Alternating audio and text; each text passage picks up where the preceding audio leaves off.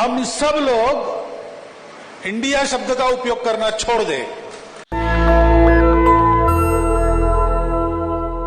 ये वीडियो सुना आपने, ये आरएसएस प्रमुख मोहन भागवत हैं। जब भारत सरकार ने नोटिफिकेशन जारी कर दिया, जिस तरह से G20 के बैठक में इंडिया की जगह भारत लिखने लगा, उससे ठीक 2 दिन पहले मोहन भागवत का ये बयान आया था कि हमें अब इंडिया नहीं भारत कहना चाहिए।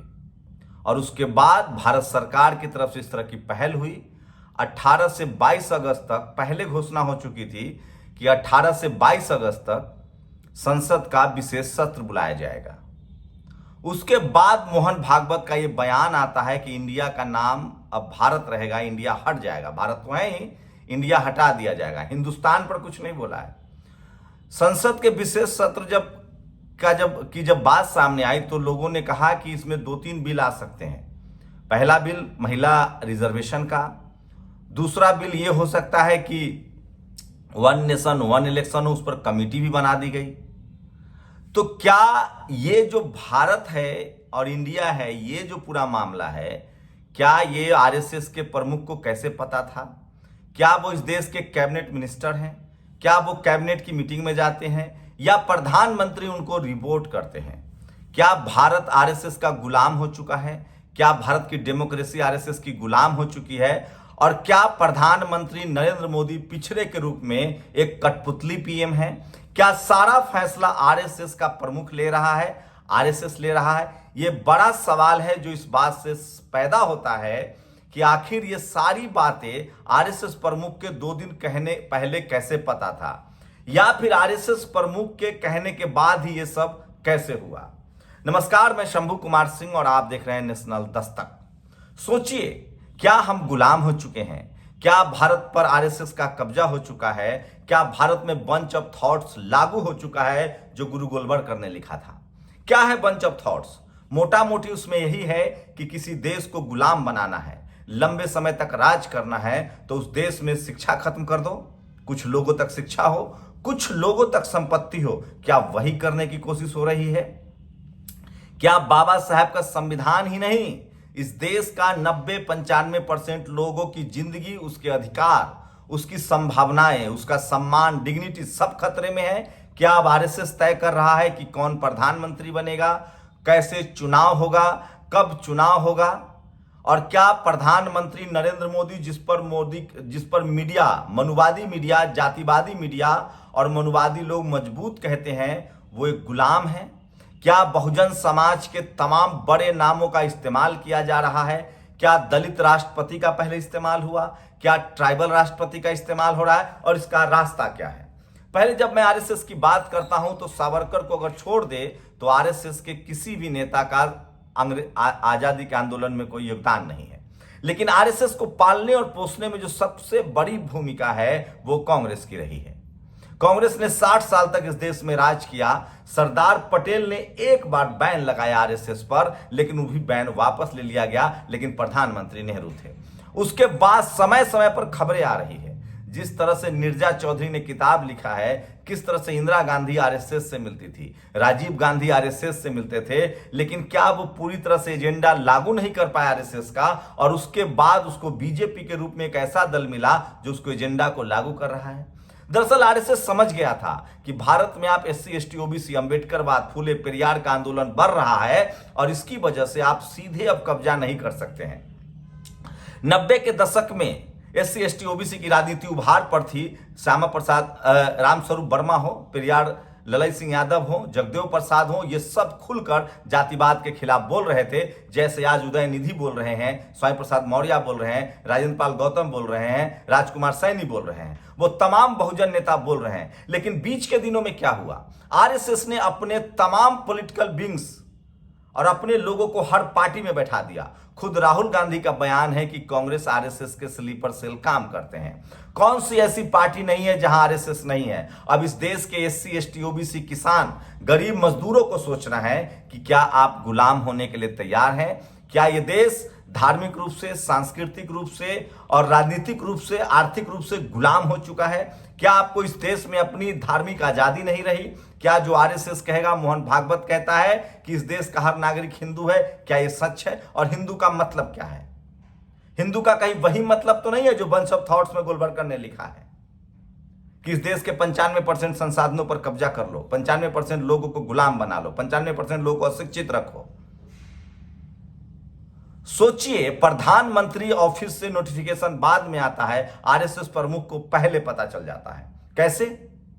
क्या यह देश आरएसएस प्रमुख मोहन भागवत चला रहे हैं? क्या यह देश आरएसएस चला रहा है? सोचिए, इस देश में बहुत सारे ऐसे लोग मिलेंगे जो आरएसएस के समर्थक हैं, लेकिन वो बीजेपी के खिलाफ हैं। नरेंद्र मोदी क्या आरएसएस के कठपुतली हैं? क्या वो सबसे कमजोर प्रधानमंत्री साबित होने वाले हैं? लग तो यही रहा है। और क्या एक बैकवर्ड प्रधानमंत्री का इस्तेमाल हो रहा है? आरएसएस इस देश को गुलाम बनाने जा रही, और वो तमाम पॉलिटिकल पार्टियां जो धर्म के एजेंडे पर बैटिंग कर रही है, क्या वहां सब जगह आरएसएस का स्लीपर सेल है? अब समय आ गया है कि इस देश के बहुजनों को, फूले पेरियार अंबेडकर के मानने वाले, किसानों को मानने वाले, चाहे वो चौधरी चरण सिंह के मानने वाले हो, सर छोटू राम को मानने वाले हो, चाहे वो गुर्जर, जाट, पटेल, मराठा समाज से हो, इस देश के किसान हो, क्या आपको डेमोक्रेसी खतरे में नहीं लग रही है? सवाल है कि आरएसएस कौन होता है? एक ऐसा संगठन जिसका रजिस्ट्रेशन नहीं है, एक ऐसा संगठन जो 1950 तक तिरंगा नहीं फहराता था, एक ऐसा संगठन जिसने हिंदू कोड का विरोध किया, एक ऐसा संगठन जिसने शुरू में संविधान का विरोध किया, तिरंगे का विरोध किया, जो अंग्रेजों से आजादी का समर्थक नहीं था, जो इस देश में वर्ण व्यवस्था, जातिवाद को कायम रखना चाहता है, जिसका हर प्रमुख ब्राह्मण समाज से होता है। क्या वो इस देश पर कब्जा कर चुका है? इस देश को गुलाम बना चुका है? लग तो यही रहा है। मुझे लगता है 2024 में अंतिम मौका है, और सवाल है कि इस देश के हिंदी पट्टी के नेता कब जगेंगे। सवाल है, एससी एसटी ओबीसी के लोग क्या तैयार हैं आरएसएस के एजेंडे पर काम करने के लिए? क्या आरएसएस जानबूझकर दलित, पिछड़े, आदिवासी नेताओं को आगे करके इस देश को गुलाम बना चुका है? और क्या नरेंद्र मोदी एक सिर्फ दिखावा है, मुखौटा है? जिस तरह से वाजपेयी पर आरोप लगा था, जो गोविंदाचार्य ने कहा था, मैंने नहीं कहा था, कि अटल बिहारी वाजपेयी आरएसएस के मुखौटा हैं। उसके बाद उनकी राजनीतिक हत्या कर दी गई, किल कर दिया गया। एक दलित इस देश में राष्ट्र अध्यक्ष बनता है बीजेपी का, बंडारू लक्ष्मण, उनको पार्टी से निकाल दिया गया, सजा दे दी गई। पिछड़ों की क्या हालत है आप देख लीजिए। उमा भारती का क्या हुआ, जो आरएसएस की भाषा में हाँ में हाँ ना बोले। विनय कटियार का क्या हुआ, जिन्होंने राम मंदिर आंदोलन चलाया। तो सबसे खराब और खतरनाक संकेत है कि क्या आरएसएस इस देश को गुलाम बना चुका है?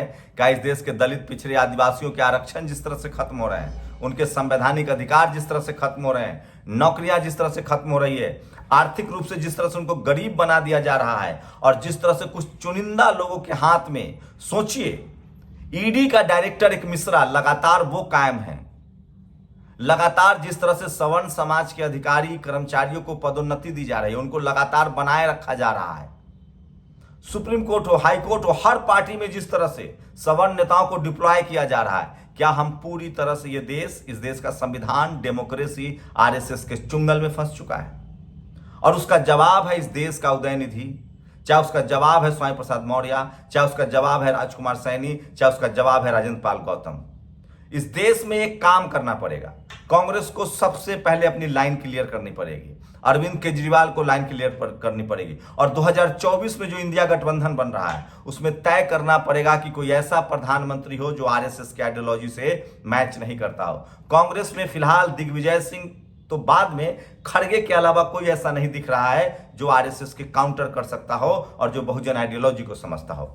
उसके बाद तमाम संभावनाएं आ जाती है सपा पर, उसके बाद आरजेडी पर, उसके बाद सबसे बड़ी संभावना स्टालिन की पार्टी में है।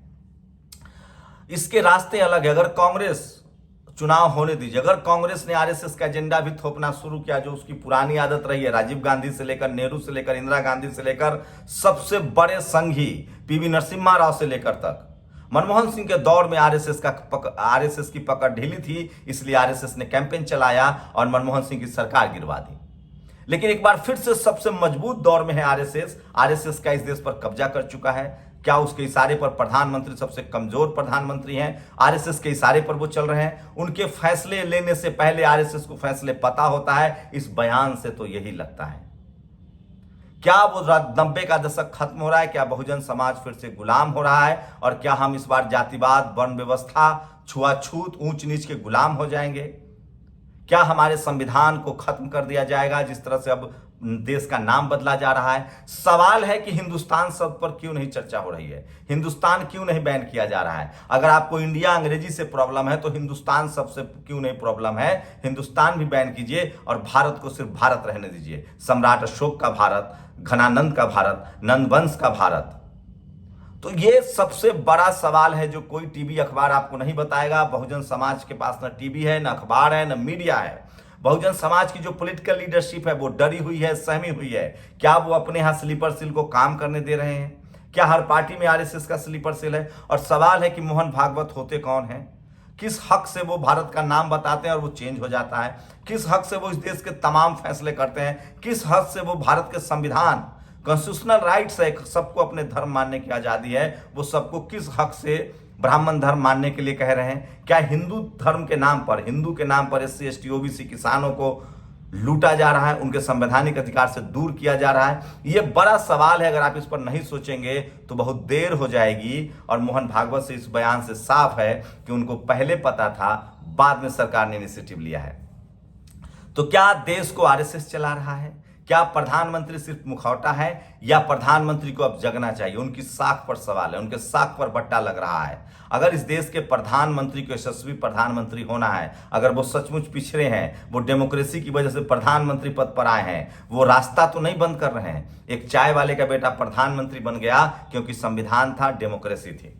आज लालू यादव, मायावती, मुलायम सिंह यादव, कांसीराम साहब, ये सब, स्वामी प्रसाद मौर्य, ये सब लोग इसलिए आए क्योंकि डेमोक्रेसी है। अगर ये डेमोक्रेसी नहीं बची तो कोई नहीं बचेगा। ये संविधान नहीं बचा तो इस देश के 90-95% लोग क्या फिर से गुलाम बना दिए जाएंगे? और उसमें सबसे पहले दलित, पिछड़ा, आदिवासी। एक रास्ता है 2024 चुनाव के बाद, चाहे वो वन नेशन वन इलेक्शन हो या चुनाव हो, अगर कांग्रेस नुक्ताचीनी करती है, अगर कांग्रेस खड़गे को प्रधानमंत्री नहीं बनाती है, या फिर कोई SC ST OBC का प्रधानमंत्री नहीं होता है, मुस्लिम समाज को समझना पड़ेगा कि क्या वो कांग्रेस के पिच पर बैटिंग कर रहे हैं। उनको समझना पड़ेगा कि क्या उनकी धार्मिक आजादी तभी बचेगी जब इस देश से मनुवाद, जातिवाद, ब्राह्मणवाद का सफाया होगा। उनको समझना पड़ेगा कि पॉलिटिकल डाइवर्सिटी को एक्सेप्ट करना पड़ेगा और SC ST OBC माइनॉरिटी के लोगों को एक साथ आना पड़ेगा। इस देश के अखिलेश यादव हो, मायावती जी हो, या RJD हो, नीतीश कुमार हो, स्टालिन हो, इन सबको समझना पड़ेगा। और खासकर वो तमाम लोग SC ST OBC के जो तमाम पॉलिटिकल विंग में है, चाहे वो बीजेपी में हो, चाहे वो सवर्ण लीडरशिप वाली पार्टियों में हो, आम आदमी पार्टी में हो या नवीन पटनायक के साथ हो, अगर इस देश पर आरएसएस का ये अंतिम बार है, अगर कब्जा हो गया तो यकीन मानिए आप किसी भी पार्टी में रहें, आपके सामाजिक, राजनीतिक और शैक्षणिक अधिकार है, कॉन्स्टिट्यूशनल राइट्स है, वो सीमित हो जाएंगे। इस देश के बहुजनों पर, इस देश के संविधान मानने पर ये बड़ी जिम्मेदारी है कि इस देश को संविधान से चलाया जाए और किसी पार्टी, किसी संगठन का गुलाम न बनने दिया जाए। सवाल है कि आरएसएस की इतनी रसूख कैसे हुई? आरएसएस हम सब जानते हैं एक जाति विशेष की पार्टी है, एक धर्म विशेष की संस्था है, जिसमें इस देश के 90-95% लोगों के शैक्षणिक, सामाजिक, राजनीतिक और आर्थिक अधिकार सुरक्षित नहीं है।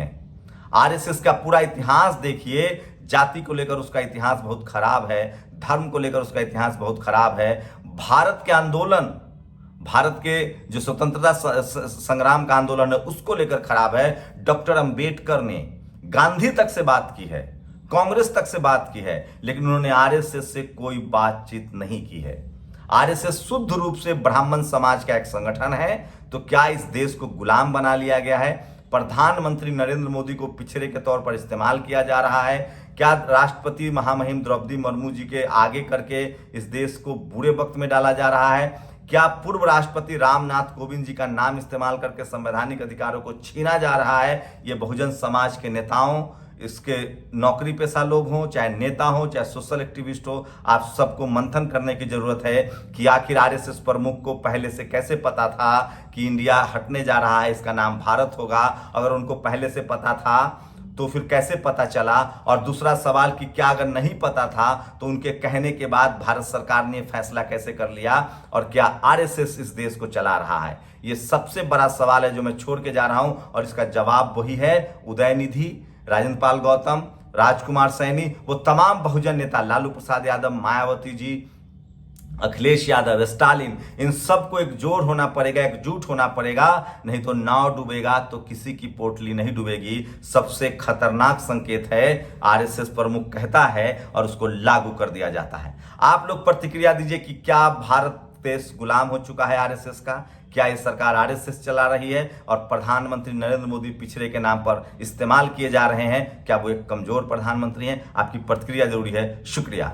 नेशनल दस्तक की आपसे गुजारिश है कि अगर इसको बचाना चाहते हैं तो नेशनल दस्तक को सब्सक्राइब करने के लिए रेड कलर के सब्सक्राइब बटन को दबाएं, फिर बेल आइकन की घंटी दबाएं। नेशनल दस्तक को बचाने के लिए बहुत जरूरी है कि हर खबर को शेयर करें, लाइक करें, कमेंट जरूर करें।